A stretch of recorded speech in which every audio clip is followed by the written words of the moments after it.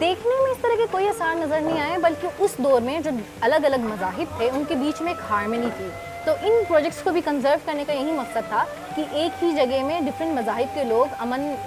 امن کی طرح سے لوگ وہاں پہ رہ سکتے ہیں، امن اور بھائی چارے کا ماحول پیدا کر کے ایک دوسرے کے ساتھ محبت سے رہ سکتے ہیں. جس طرح ہم اکثر دیکھتے ہیں کہ عید پہ جو ہماری کرسچن کمیونٹی ہے وہ ہمیں عید مبارک کہتی ہے، پھر ہمارے جو مسلم بھائی ہیں ان کے لیے کیک بھجواتے ہیں. یہ اس وقت جہاں پہ ہم کھڑے ہیں یہ ایک حال نما ہے، کیا یہ اسی طرح مکمل طور پر یہ مسجد تھی یا یہ کوئی یارڈ تھا، پریئر ہال الگ تھا یا اس طرح؟ اچھا، یہ ایک مکمل مسجد ہی تھی، پر اس کے حالات یعنی کہ شاہجہاں کے دور کے جتنے بھی مسجد بنے ہوئے ہیں وہ میجورٹی ماربل میں کنسٹرکشن ہوئی ہوئی ہے ان کی. لیکن یہ مسجد ہمیں تھوڑے سے روئن کی حالت میں ہمیں نظر آیا تھا، تو ہم نے اس کے اوپر اپنی ریسرچ کی، اپنی انویسٹیگیشن کی. اس کے بعد ہمیں پتہ چلا کہ یہ کسی دور میں کچھ کمرے تھے جن کو ڈائیورٹ کر کے انہوں نے اس کی ڈائریکشن چینج کر کے مسجد میں اس کو کنورٹ کیا گیا.